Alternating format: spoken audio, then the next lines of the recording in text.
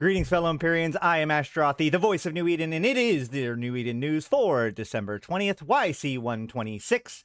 Federation releases evidence of future drifter attacks. President and FIO warn of future threat.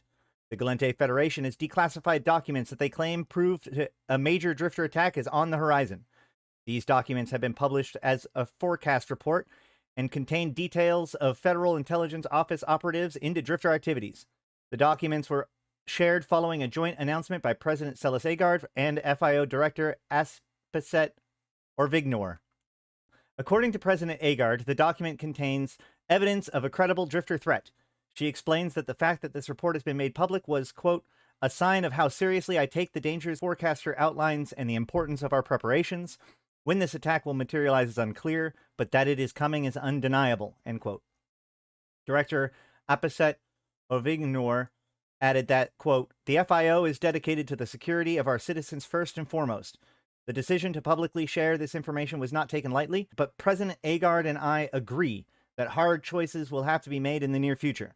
For those choices to be successful, the people of the Federation will need to understand the reasoning behind them. Agard finished the press conference by adding, quote, our evidence strongly suggests that the coming crisis is the direct result of the Deathless Circle's irresponsible use of Jovian artifacts. From their occupation of the Fulcrum to their activation of the structure known as the Warden, their greed has put the cluster at risk. If it were not for the reckless action of the Drifter forces, would have continued to remain dormant. As such, we will redouble our commitment to stamping out any Circle influence within Federation space, end quote. Forecaster documents under the microscope. The documents, which the scope has carefully examined, are still heavily redacted. What has been shared begins with the investigation into the Atavam following a retrieval by an FIO agent in October. The details of the operation, along with the agent's identities, are redacted, with the codenamed Wade being the only identifier. Following this operation, Gallente military scientists have been conducting an investigation into the Atavam and their hyperdimensional connection to the Warden. According to the declassified documents, these same connections that link the Atavam to the Warden show signs of activity prior to periods of heightened drifter deployments, such as their recent attacks on the Deathless-controlled Trustbreakers. Through means that have not been disclosed, this has led the FIO to believe that they can predict a large-scale attack coming in the future. These readings are also combined with reports that changes amongst Drifter and Drifter-controlled sleeper drones inside of wormholes. With much of the documents still redacted, it has not been possible for the scope or any institution we've reached out to independently verify their results. That said, if accurate, the information contained is certainly cause for alarm. Nations react to forecaster report. Federation elections postponed. President Agard has called an emergency Senate session.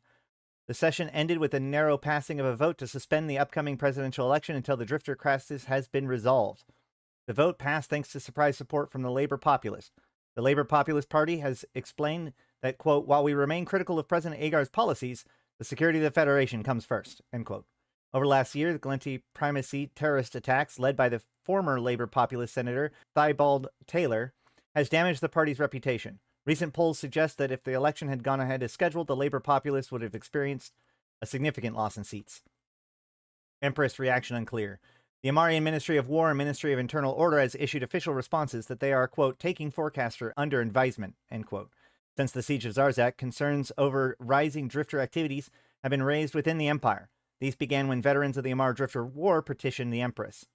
Royal heir Hamadeh Kador has joined the pleas, suggesting that the Empress, quote, put the preservation of our people first, end quote. Empress Caddis I has released a brief statement in which she assures the Amar people that, quote, their prosperity and safety are her highest priority, end quote. Sanmatar criticizes Federation. Meanwhile, in the Minmatar Republic, Sanmatar Malatu Shakur has criticized the Gallente for, quote, fostering panic, end quote. At a public address in the Great Caravanserai, he assured the Minmatar people that, quote, we remain vigilant, but at the same time we see no need for immediate response, end quote. Thucker Chief Enar Abol called the Sanmatar's address bullish optimism. Many of the caravans in the Thucker tribe, especially the Volakat, has observed changes in drifter deployments that they contend indicate rising danger. The Sanmatar has stated in response that he appreciates the Thucker's concern, but that so far the drifter activity has been entirely targeted at the Deathless Circle. Caldari prepared defensive response. In a surprise move, the Caldari State Chief Executive Panel has accepted the Federation's warning with swift and decisive action.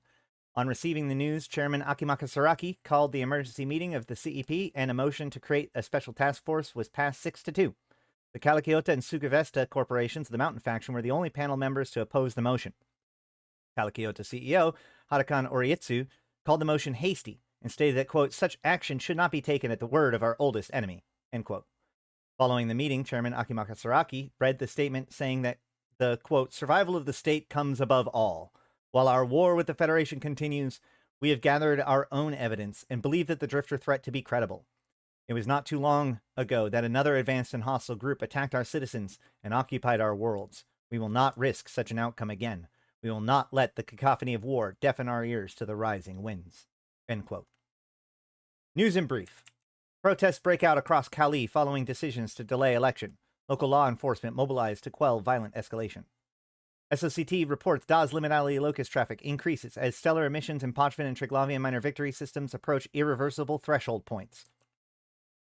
Insider sources report sudden escalation in Harada Oki communications within the Fulcrum and the Warden. Kana Kingdom meets with Amar Navy admirals to discuss joint operations. New Yinmei opera star's performance as Seng Do Kui finds unlikely audience in Luminaire youth. Concord reports Capsulier's success against Sancha forces in metaliminal storms.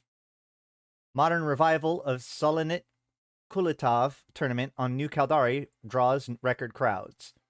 House of Records cites concerns over national security after taking over School of Applied Knowledge research into sleeper drone AI. And that is it for your New Eden News on December 12th, YC 126. Now for some analysis. This is an interesting one. The important thing to note is that this was put out at the end of last year, at the end of 2024. And it was the final thing that they did before kind of the new year. And they've done this sort of thing before. I remember in 2019, they had the tease that the Shield slaves were coming in the next year by showing like the Sancha logo at the bottom. And they had a couple of teases that there was something coming in the next year, and as a way of kind of biting us over as we got to that point. And I really feel like this is a big piece of that. You know, Revenant came out and it had some pretty cool changes. The new ships are cool. The mercenary dens have been, you know, being proliferated throughout the cluster.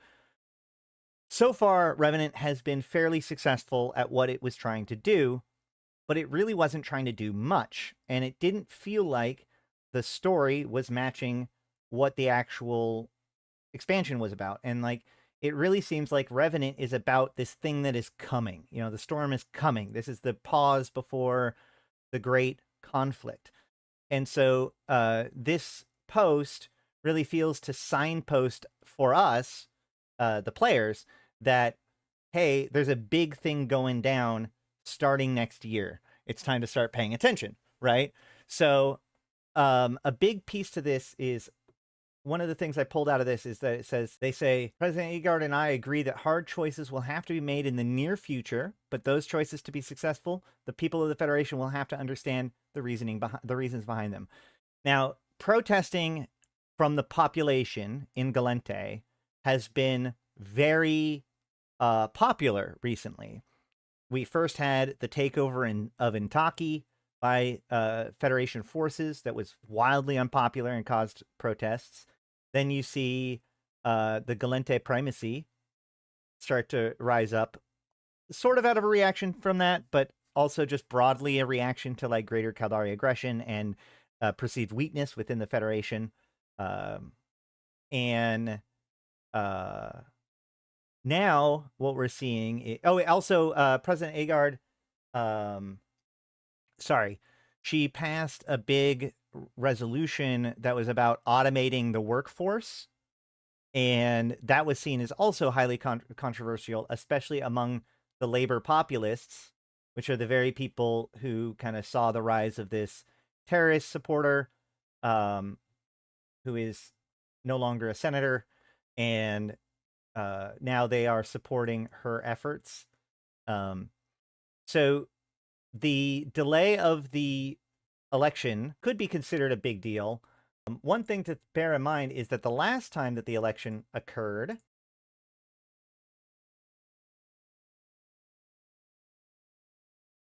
it was also delayed, but it was delayed because of a series of terrorist attacks. That was in 120? Wait, this is way too early. Oh, that's one YC 120 is 2018. Oh, this is why I shouldn't do this live. All right, hold on. YC 122, January.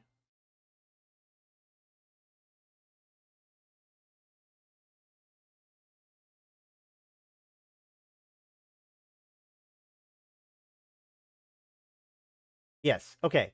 So the election was supposed to happen on the 28th and 29th because, leap year. However, on the 27th, there is a series of terrorist attacks. Celis Agard survives assassination via backup clone Governor Agard recovering in a secure location. Shailene Ramnov in critical condition in Arterial City General Hospital. Ramnov's aircraft made a hard landing with cabin impact. Silvio Belleron placed in medical coma to reduce risk of neurological damage following apparent exposure to chemical warfare agent. Wayaki Kayara slightly injured in foiled attack in Manar Veterans Associates and Manar Signade. One veteran hospitalized, terrorist dead. Republic Command offensive on Flosis Win. Oh, nope, that's normal stuff. Yep. So there was this big attack, and it caused a delay in the Gallente elections. However, for the purposes of this conversation, I think it's important to note the actual dating of this, which is that the elections for the Gallente Federation are supposed to happen in February. And this says that the elections have been delayed until after the Drifter crisis has been resolved. So this implies that I would assume that this is going to start before February, because if it was after February, then you wouldn't need to suspend the election. In fact, this seems like it's extremely imminent. So like January, this month. But it also implies that this is likely going to last more than a couple of weeks, right? Because again, why delay the presidential election via vote if that's going to happen? So this kind of helps give us a little bit of a timeline that says, okay, well, this is whatever this is going to start within the next month or two, and it's likely going to extend for a little while. So I expect whatever it is that is coming to be on the scale of at least something like the Shadow War, where there were, new sites and everything like that. But another thing to pay attention to is that we have been CCP has been experimenting with a lot of little tiny ideas, and they tend to do that before doing a big update that utilizes those ideas in a more cohesive way. So we have things like the phishing from the rifts.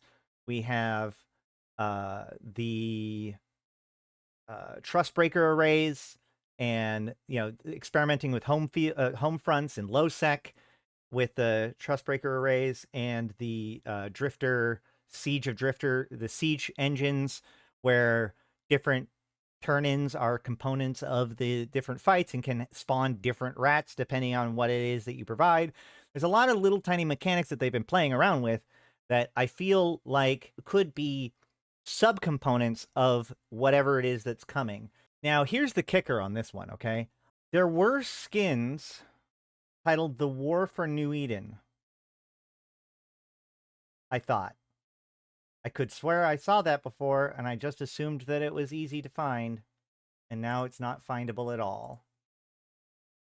But there is suggestions that there is this, cluster spanning War for New Eden coming with ship skins from all 4 races.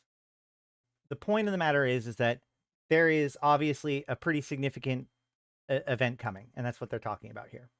Now, one of the things to pay attention to is how each of the different empires are reacting to this, right? Obviously, the Federation put this forward. However, there is some suspicion about that. Let's remember that a lot of this death list stuff all started because of a certain dude, Leopold N. Villari. So Leopold N. Villari was a member of the Senate. He may actually still be. Yep. According to this, which so far they've actually done a pretty good job of making sure that Leopold is done pretty accurately. They even moved him when it was time to do that. But Leopold Anvillari is still technically a member of the Senate staff, even though he's been found to be a agent of the Deathless. He was the point of contact for Esri Hokuzutsu when she was spying on the Caldari Navy's project to revamp the Phoenix. He directly implicates himself in this raid of the Caldari information. The line is, the Peacock told me he'd request another operation against the Artaris. I think it's a mistake. I told him as much and he laughed it off. He think he's drunk or high. Actually, but you never know about him. I don't like that a merc like him is running this op, but Rabbit made the connection back to the nest. Sparks told me he pulled a job against the feds that the Black Eagle don't even know happened. Hard to believe. So I've talked about this before, that like I strongly believe that this thing that they're talking about happening was the FIO dossier. So there was an FIO dossier that was put out about the Serpentis Capital ship buildup that then got leaked to the Deathless, who then sold it to Upwell at the time. And so the implication is that Leopold has been embedded in the Senate and secretly working with the Deathless for quite some time. The point is, of the four empires, the Federation seems to have the strongest connection to the Deathless Circle through Leopold, right? They still haven't gotten rid of him. He still has a tendency to every once in a while show up in Valor for a period of time, etc. And like there was theories that the Deathless Circle was a big part of what allowed the Federation to catch up during the Shadow War. Now, not to dismiss the hard work of myself and others who were working for the Federation in the Shadow War, but there was an implication because there were Minmatar Angel smugglers that were also raiding stuff to sell to somebody, which probably was the Deathless, but also, well, certainly was the Deathless, but also could have been the Gallente. So I don't know how much I believe this idea that the Gallente are this against the Deathless on a secret level, on like the FIO level, right? The Federal Intelligence Agency. So it is entirely possible that this whole thing is more or less a setup in order to delay the elections or for whatever else reason. One thing I thought was kind of funny and interesting. Well, the FIO Black Ops Division, known as the Black Eagles, is ran by a guy named Mentis Black, who did run for election last time, but not this time. And yes, Mentis Black runs the Black Ops, right? Ha ha ha. Nominative determinacy, right? Must be just a cheeky thing. CCP usually likes to do things with the names of stuff. There is a decent enough chance that there's some sort of like back-end conspiracy theory that we may or may not ever know about that has anything to do with this. This thing here about the agents getting the Adivum in October, this is actually thanks to the hard work and effort of the Gallente Federation loyalists within the militia. I know I was talking to Spoons, who's a proud Gallente loyalist, and about how they managed to capture one of the earliest Adivums from the caravans being assaulted and brought it to an FIO agent at a drop-off. And that is how they got the information. And this is a good example of how players sculpt the story. Would this have happened without them doing that? Probably. Would it have been the Gallente putting out the information?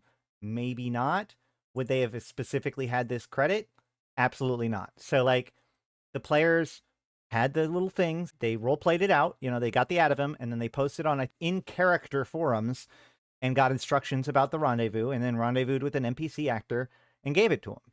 And now there are follow-ups about that. And that's how we collectively write the story together, right?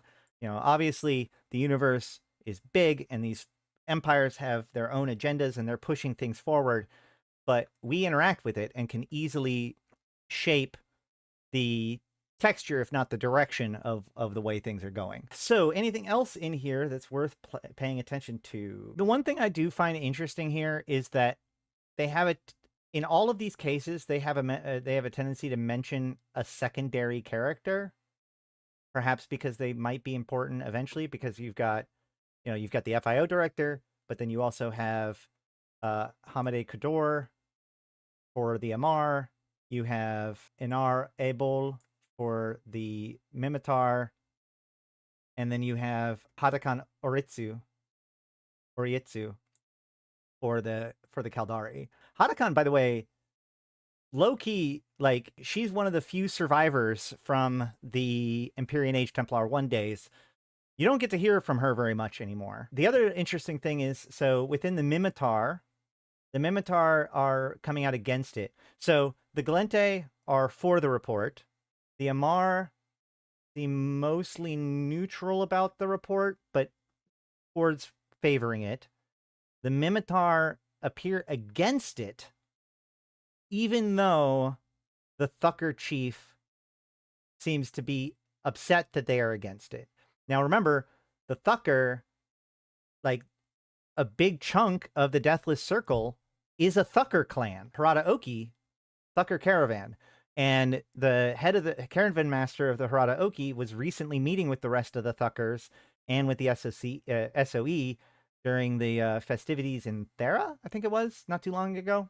The Caldari are taking it very seriously, which also seems odd because they would normally not want to be supportive of the Federation. But it is true that the state had the worst response to the invasions, and Akimaka Saraki literally made his fame during invasions. I was trying to think, like, of course the Mimitar don't necessarily agree with the Gallente right now because they've had a falling out, and Amarr is kind of in favor of the Gallente because they had a falling out, or because they've recently had better trade agreements.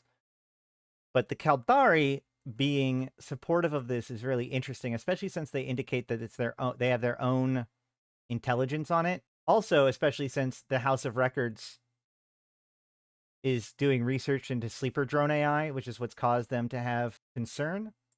The School of Applied Knowledge, that's a Caldari one. Okay, so it's a Caldari organization to a Caldari organization. The House of Records is almost like the FIO for the Caldari in the fact that, like, a lot of the shady stuff is associated with the House of Records, including Archive K. Other than that, let's see. The DAW's Liminality Locus is from the patch notes, which we saw earlier. Insiders report sudden escalation of Harada Oki communications within the Fulcrum and the Warden. One of the interesting things is that while they were doing all of these other updates, they added Harada Oki caravans inside of Wormhole. And every once in a while, people find them. Here's a picture from Reddit of the Harada Oki bivouac, found in J161246, which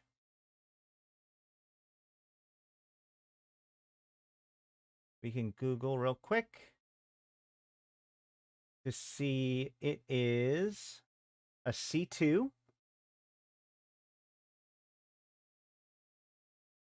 And it looks pretty normal. It looks like a pretty normal C2. It's got a W space. It's got a C2 and a low sec static. So nothing particularly fascinating about this particular system, but it is the one that the bivouac was found in. From my understanding, it moves around from system to system. So I wonder if that is what they are communicating with. If the caravan is going around and doing things in Wormhole space tied to the Adivum, which is tied to the Warden, and now they're coordinating and communicating between them, right? Kana Kingdom meets with the Navy and admirals to discuss joint operations. Fine.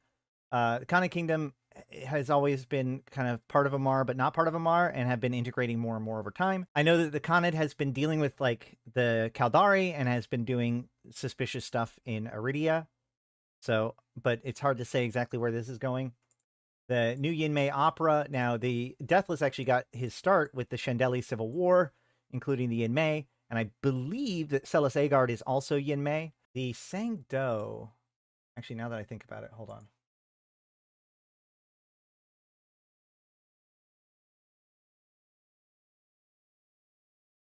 If we search for Sangdo, Sangdo is the mass opera. Here we go. Although Yinmei society is highly stratified with three primary castes and many subcastes within them, the culture has several means of easing tensions between the difficult groups. Traditionally, one of the most popular means by which caste divisions were prevented from boiling over into conflict was the Yinmei mass opera called Lan Bei. A form of opera remains highly popular at every level of Yinmei. Yeah, so the Sangdo are the leadership caste. So what they're saying is that like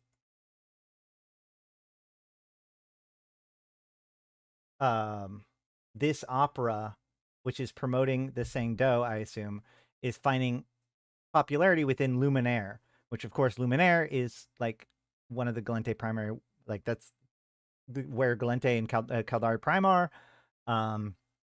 And so I don't know whether or not this is implying like increased sympathy or at least tolerance for the Sando. I know that the Civil War has more or less been over ever since the Deathless pulled out his men in like 2017. So I don't know. And then Sancho Forces and Metal Liminal Storms. This was, of course, the winter event. I have no idea about this tournament in New Caldari. But that's about it for the New Eden news for today. Obviously, this is a little bit late coming out from when it was published, but I think that it was still very important to go over it because it does forecast for the future. So, with all that said, let me know what you think down below. What is coming? Do you think that this is in relationship to the upcoming expansion, or is there something else going on with an event? What are you hoping to happen? And if there is a war for New Eden, which side are you going to be on? But with all that said, I've been Ashtaroth, the voice of New Eden. And until next time, I'll see you in space.